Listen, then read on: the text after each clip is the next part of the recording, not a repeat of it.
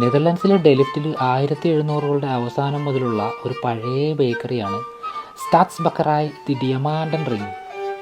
Bakery ആകുന്നതിന് മുമ്പ് ഈ ബിൽഡിങ്ങിന് വേറൊരു കഥയുണ്ട്. 1500കളിൽ ഇതൊരു ഹോട്ടലായിരുന്നു. ഇവിടെയാണ് നെതർലൻഡ്സുകാർ പറയാനുള്ള കഥയിലെ വില്ലനായ കഥാപാത്രം തങ്ങിയ സ്ഥലം.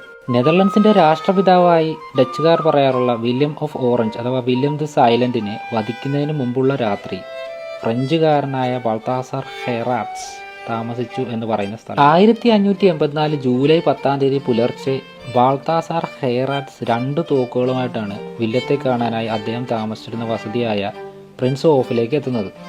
ഏകദേശം 3 പ്രാവശ്യം ബാൾത്താസാർ വില്ലത്തിന് നേരെ വെടിയുതിർത്തു. വെടിയേറ്റ വില്യം ഏതാനും നിമിഷങ്ങൾക്കകം തന്നെ മരിച്ചു വീഴുകയും ചെയ്തു. ഈ സംഭവത്തിന് ശേഷം ബാൾത്താസാർ രക്ഷപ്പെടാൻ ശ്രമിച്ചെങ്കിലും ഉടനെ തന്നെ പിടിയിലായി. ബാൾത്താസാറിനെ അന്നത്തെ ഡച്ച് ഭരണകൂടം വളരെ ക്രൂരമായി പീഡിപ്പിക്കുകയും പിന്നീട് വധിക്കുകയും ചെയ്തു. ഔദ്യോഗിക വിധിപ്രകാരം ബാൾത്താസാറിനെ ജീവനോടെ ഉദരം കീറി പിന്നീട് ശരീരം 4 വെട്ടി ശരീരഭാഗം പൊതുജനങ്ങൾക്ക് മുന്നിൽ പ്രദർശിപ്പിക്കുകയും ചെയ്തു. ബാൾത്താസാറിന് ഡച്ച് ഭരണകൂടം കൊടുത്ത ഈ ശിക്ഷയുടെ ലക്ഷ്യം വെറുമൊരു വധം മാത്രമായിരുന്നില്ല.